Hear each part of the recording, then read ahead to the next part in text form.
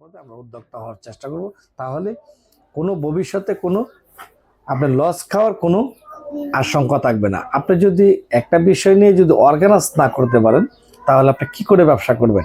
কারণ public mental আগে আপনার সিচুয়েশন বুঝতে হবে, পাবলিক কিভাবে চালাবেন পরিচালনা করতে হবে এটা বুঝতে হবে।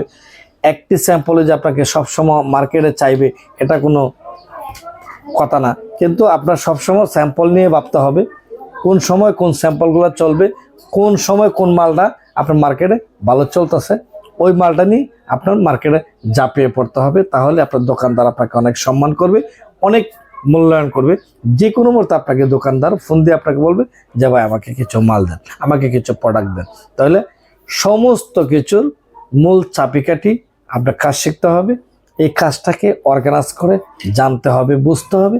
তারপর আপনার মার্কেট ভিজিট করে আপনি আপনার গন্তব্যস্থানে ব্যবসাটি শুরু করবেন। আসুন আমরা সুজন ট্রেনিং সেন্টার থেকে আমাদের মূল কাজগুলো জেনে নিই, বুঝে নিই। পাদুকা শিল্পতে ইসা আপনি ভালো করে কাজগুলা বুঝেন। ভাই একটা বিজনেস করবেন, আপনার কাজ জানতে গেলে 500 টাকা খরচ করা কোনো বিষয় না, কিন্তু লক্ষ লক্ষ টাকার বিজনেস করবেন 500 টাকার চিন্তা যদি করেন তাহলে আপনি কখনো ব্যবসা করতে পারবেন না। আর যদি উস্তাদ নিয়ে যদি আপনি চার দোকানে বসে বসে গল্প করেন, উস্তাদ তো আছে, উস্তাদে কাজ করতেছে, ভাই উস্তাদ দিন শেষে হয়তো 1 মাস, হয়তো 2 মাস, হয়তো 3 মাস পরে উস্তাদ কিন্তু আপনার জায়গা ত্যাগ করে চলে যাবেন।